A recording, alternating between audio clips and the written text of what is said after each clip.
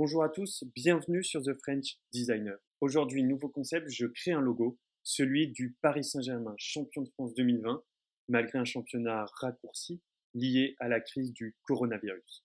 Vous n'y croyez pas? Allez, c'est parti, je vous montre comment.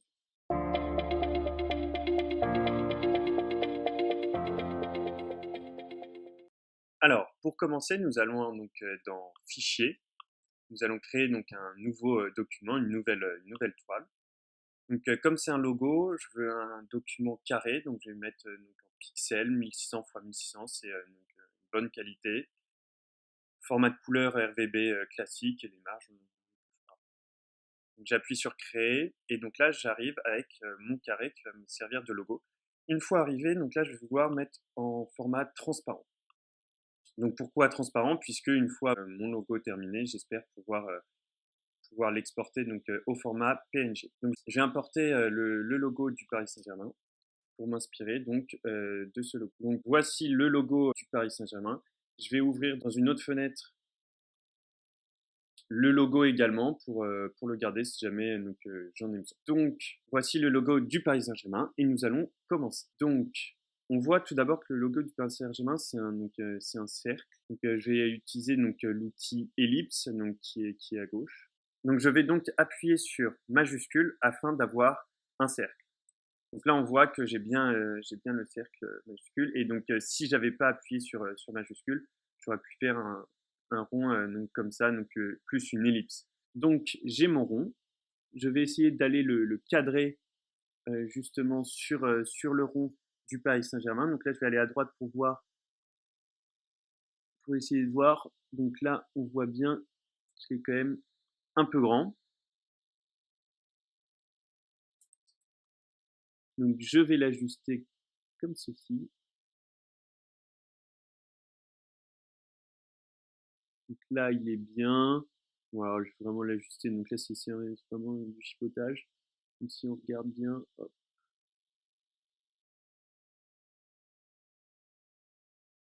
Donc voilà. Donc là, on a vraiment le rond. On va le remplir d'une couleur. Donc là, les traits, on va mettre aucun trait, parce qu'il n'y a aucun trait autour.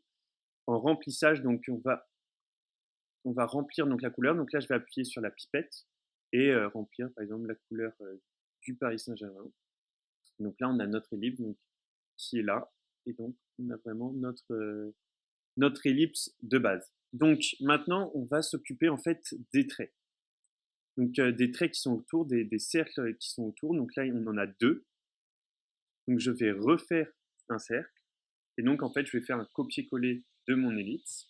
Donc là, on a une première ellipse. Là, on a une deuxième ellipse.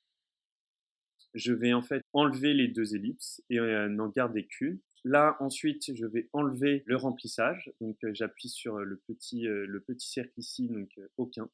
Donc là, je n'ai aucun remplissage. En revanche, je vais vouloir mettre un trait de la couleur blanche. Donc je vais aller dans échantillon et je vais avoir directement ma couleur blanche.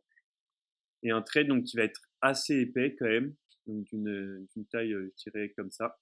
Donc là maintenant, on va ajuster vraiment notre ellipse. Donc on voit que vraiment sur ce côté droit, le fond a changé. Donc ça, c'est ce qui est vraiment une très belle technique d'Affinity, c'est que on voit vraiment en direct à quoi ça correspond. Donc là encore, si j'appuie pas sur ma commande majuscule, je vais le modifier et le transformer en ellipse, que je veux pas. Et donc, je vais appuyer sur majuscule et faire. Alors, d'abord, on va faire celui-là. Donc là, en fait, ce qu'on se rend compte, c'est que on a quand même du mal euh, à se positionner. Donc, je vais aller dans affichage et je vais afficher la grille. Donc là, on va voir que ça va être quand même beaucoup plus simple pour se positionner. D'ailleurs, on va en profiter pour déplacer et mettre bien au centre le logo du Paris Saint-Germain. On va recadrer aussi l'ellipse. Donc là, vous avez vu, comme j'ai pas sélectionné l'ellipse, quand j'ai voulu tout sélectionner, elle n'a pas été prise en compte. Ça, c'est important à mentionner. Donc, je reviens à mon ellipse qui est là. Donc, si j'enlève le logo du Paris Saint-Germain, on la voit en fait ici. Et je vais l'adapter au mieux. Donc, en fait, ce que je vais faire, c'est je vais changer la couleur du trait là pour vraiment bien voir la différence. entre en fait les deux blancs.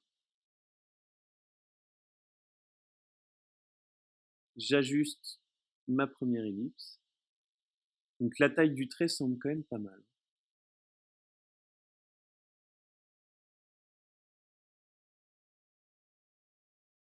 Donc là, voilà, on a notre première ellipse, on la garde en bleu pour l'instant, pour vraiment faire la différence avec notre logo du Paris Saint-Germain. Je vais créer une deuxième ellipse, donc cette fois-ci pour le rond du milieu, le plus au centre.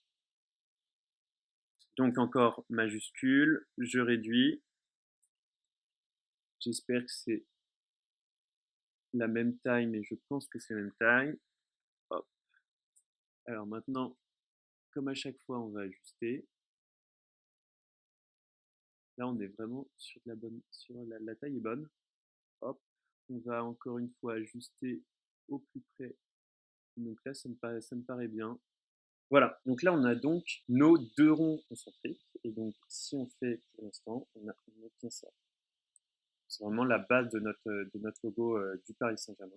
Maintenant, qu'est-ce qu'il nous reste à faire? On a toute cette partie à l'intérieur et on a évidemment Paris. Donc maintenant, qu'est-ce que je vais faire? Je vais m'occuper des lettres du Paris Saint-Germain. Donc pour cela, je vais créer une nouvelle ellipse. Donc je vais faire CTRL-C, CTRL-V. Je vais aller dans les traits, je vais diminuer les traits. Et donc là, on va voir notre nouvelle ellipse.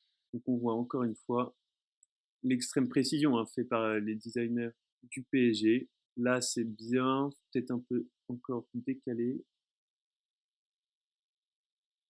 Et donc, regardez, hop, là, on va redécaler ensuite. Encore une fois. Bon, ça me paraît quand même bien. Donc là, l'outil de texte artistique que j'ai envie d'utiliser sur Affinity Photo, je ne sais pas pourquoi on ne peut pas l'utiliser, on ne peut l'utiliser qu'avec Affinity Designer. Donc on va faire les cercles elliptiques et ensuite on ira sur Affinity Designer juste pour faire cette partie Paris Saint-Germain. Évidemment, on pourrait le faire à la main, mais ça nous prendrait beaucoup de temps et ça serait assez lourd en termes de calque. Donc je vais faire une deuxième ellipse.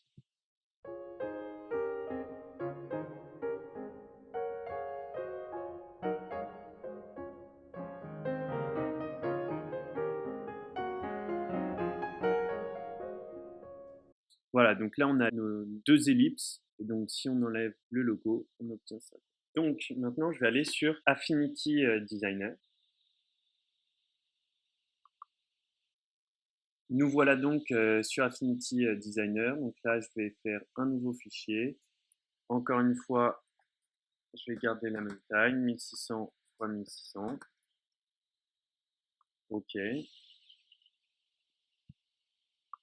Là je vais faire un CTRL-A de tout.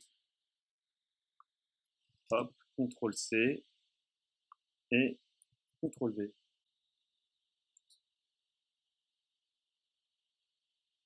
Donc là, ce que je vais faire, c'est que je vais réduire pour qu'il rentre dans le format de notre document.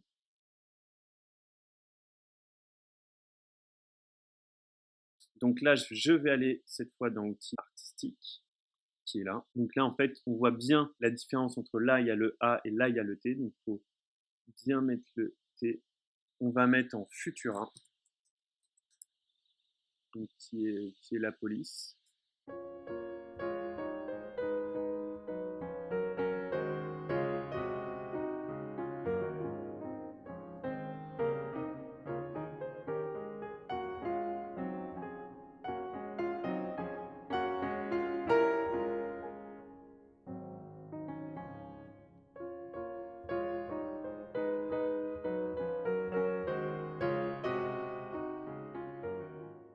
Voilà, donc disons que là, ça me convient quand même.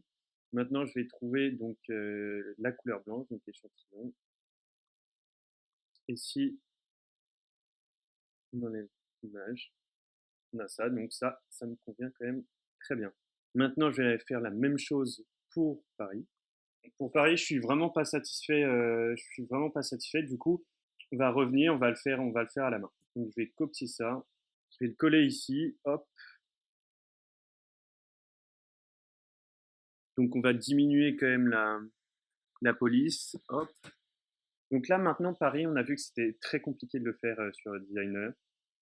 Donc j'ai pas réussi, on va le faire à la main tranquillement en utilisant encore l'outil test artistique. Donc ce sera beaucoup plus joli. J'ai vraiment envie de faire quelque chose de propre. Donc on va faire un P. On voit vraiment qu'on peut vraiment tout faire avec Affinity, ça c'est très très agréable. Donc là, mon P vraiment il match quand même bien avec le P du Paris Saint-Germain. Donc là, on a notre P, on va faire ensuite le A.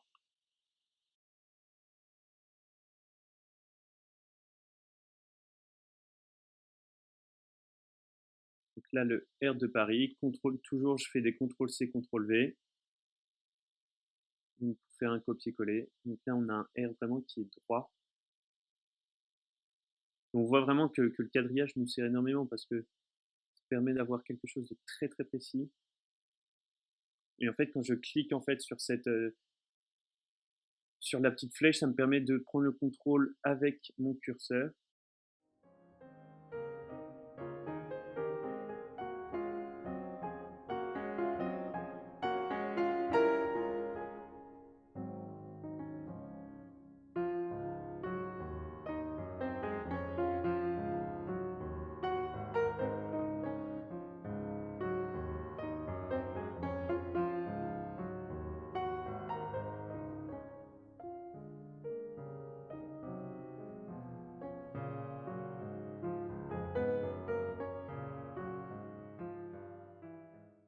Donc là, qu'est-ce que je vais faire maintenant?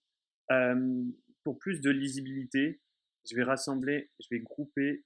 Hop. Donc, j'ai sélectionné les 5 lettres de Paris. J'ai fait clic droit et je vais aller grouper. Et donc là, je vais noter Paris. Comme ça me permettra, quand je voudrais le sélectionner, de pouvoir le déplacer comme ça. Le remplissage, je vais le passer donc en blanc.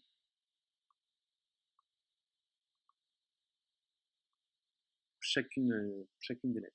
Et donc, si on regarde, hop, on a déjà quand même une belle trame pour notre logo du Paris Saint-Germain. On va pouvoir supprimer donc l'ellipse. On la garde si jamais on en a peut-être besoin une deuxième fois. Et maintenant, on va passer à l'intérieur du logo du Paris Saint-Germain. Donc là, pour faire l'intérieur du logo, on a deux solutions. La première solution, c'est vraiment d'utiliser l'outil plume, donc pour pouvoir faire des traits, des cercles, etc. La deuxième solution, beaucoup plus simple, elle vise en fait à sélectionner, va faire l'outil pinceau de sélection du logo. On va sélectionner toute cette partie, ensuite on va sélectionner ça, et de faire du coup un copier-coller en fait assez classique. Donc on va tenter la version difficile. Hop, je vais faire 3 points, 3 clics. J'appuie sur Entrée, sur la petite flèche là. Hop, maintenant je vais créer une courbe, donc qui va être en fait de la même taille. Je crois que c'était 25, donc on va faire 25.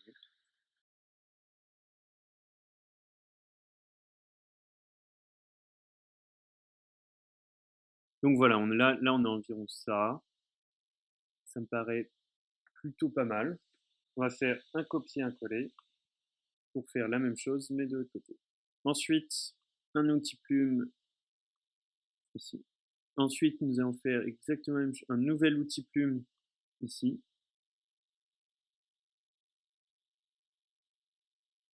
Hop. On sélectionne.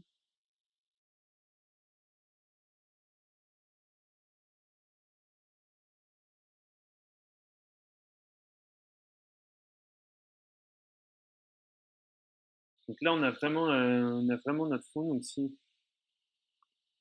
si on le remet, hop, ça c'est vraiment la trame. Donc avec les courbes qu'il faut remettre devant pour les mettre au premier plan. Donc là, pour l'instant, on a ça.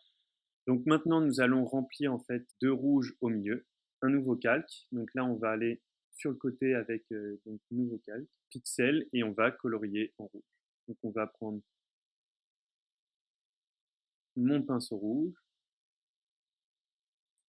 Je vais prendre une couleur rouge normale, hop, celle-là. et je vais aller colorier. Donc, il faut me mettre donc, en dessous. Donc, pourquoi je l'ai placé là? Parce qu'en fait, quand je vais colorier vraiment en dessous de ça et donc on ne le verra pas. Disons qu'on on verra pas le rouge. Donc là, je vais faire 50 et donc on sera vraiment à l'arrière quand regardez. Là, si je colorie, hop, là, ça ira vraiment à l'arrière.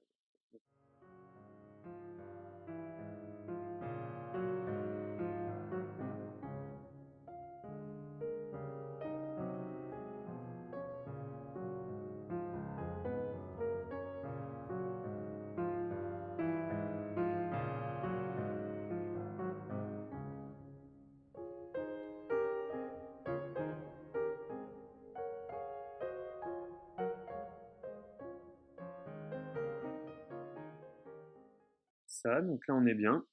Ce qui nous reste, c'est vraiment cette partie-là, donc la fleur de lys, donc que l'on va détourer. Donc pour ça, on va utiliser l'outil pinceau sélection. Je vais mettre un peu plus. Hop, vous voyez que ça se fait très facilement. Donc pour ça, il faut vraiment que la photo soit sélectionnée. Si vous ne sélectionnez pas la photo, ça, et que vous appuyez pas accroché au bord, ça ne se fera pas. Donc une fois qu'on a tout sélectionné, hop, on va mettre tramé pour le transformer en pixel. Donc là, on voit bien, si on le renomme, c'est devenu un pixel alors qu'avant c'était une image. On va faire CTRL-C, CTRL-V. On voit, ça nous donne quand même un résultat très satisfaisant. Donc là, je vais le mettre devant pour vraiment le mettre au premier plan par rapport à l'ellipse. Et si on met ça, hop, le tour est joué. Donc maintenant, on va sélectionner les courbes et les mettre en blanc. On va tout mettre en blanc. Maintenant, c'est fini. Hop. Donc vous sélectionnez soit en cliquant ici, soit en cliquant directement sur le calque. Donc là, on a notre logo du Paris Saint-Germain. Donc maintenant, ce qui nous manque, c'est vraiment un calque d'éclairage. Pour cela, on va revenir sur le logo. On voit qu'il y a vraiment un éclairage en haut à gauche. Un éclairage, en fait, c'est vraiment un calque. Donc on va aller dans calque et on va aller dans calque de filtre dynamique. Donc là, on a flou, netted, distorsion et on a le calque éclairage. Et donc ce calque éclairage est très très puissant parce qu'il va nous permettre de faire un point justement sur ce filtre éclairage. Donc nous, ce qu'on veut, c'est une grosse lumière avec un point particulier en haut de l'image. Donc, encore une fois, on va s'inspirer du logo du Paris Saint-Germain. Donc, on va sortir du groupé. On va même faire un CTRL-C, hop, CTRL-V. Donc là, on a quoi? Donc là, si on voit bien, on a un petit point, alors que nous, quand on a fait notre éclairage, il est beaucoup plus important, si on peut dire. Donc, on va sélectionner, en fait, dans éclairage, dans le type d'éclairage, on va sélectionner un point, et donc avec une distance plutôt faible. Donc là, c'est quand même pas mal, on s'en rapproche. Mais on voit, c'est encore très très lumineux. Donc on va diminuer la brillance, mais surtout le spéculaire. Donc on peut augmenter en fait la brillance, là encore. Donc ça, c'est le logo du Paris Saint-Germain. Ça, c'est mon logo. Il est encore très brillant. Hop, par rapport, là, ça me va mieux.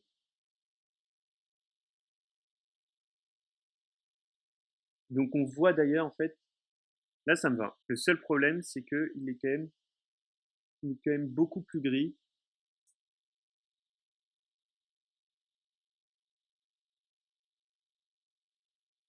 Voilà. Donc là, c'est beaucoup mieux. Qu'est-ce que j'ai fait? J'ai augmenté la distance pour que ça prenne en compte tout le logo. Et j'ai diminué la brillance. Donc je l'ai mis à 57%. Donc là, même à 40.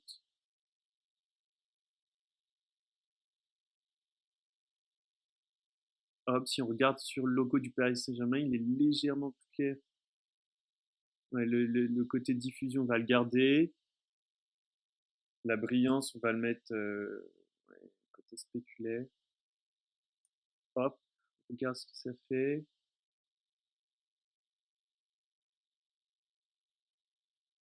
Donc c'était quand même, on va diminuer la brillance, augmenter un peu le côté spéculaire. Hop, et voilà, donc on a donc notre logo du Paris Saint-Germain. Ce qu'on va faire, donc là, les petites finitions, qu'est-ce qui manque? Là, on regarde, si on regarde bien, la croix de la capitale est quand même beaucoup plus petite dans la vraie vie. Hop, voilà. Donc là, on a notre logo. Seul truc qui me dérange, c'est que là, il y a quand même une petite ombre. C'est un peu plus ombragé et que moi, je n'ai pas.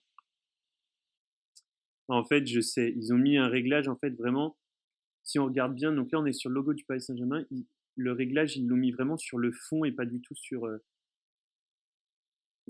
Paris, Saint-Germain, etc. Et donc, en fait, le réglage, il va falloir l'insérer au plus bas niveau, ici. Donc, si on enlève, donc là, c'est quand même très différent. Et donc, regardez, là, je vais tenter le réglage. Donc, on va garder en distanciel, en distance. Et hop, là, on a quand même une ombre, c'est beaucoup plus ombré. En brillance, on va garder un côté spéculaire assez faible quand même.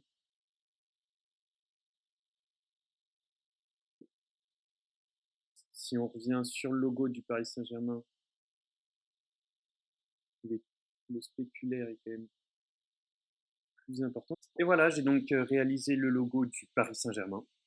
Cette vidéo est terminée. N'hésitez pas à liker si vous avez aimé ou à commenter. Si vous voulez que je fasse d'autres logos comme celui-ci, n'hésitez pas à me les proposer en commentaire. Je serai ravi de pouvoir les faire. Je vous invite aussi à vous abonner à ma chaîne si vous voulez apprendre sur Affinity Photo ou si vous voulez juste regarder d'autres vidéos de création sur Affinity. Allez, ciao!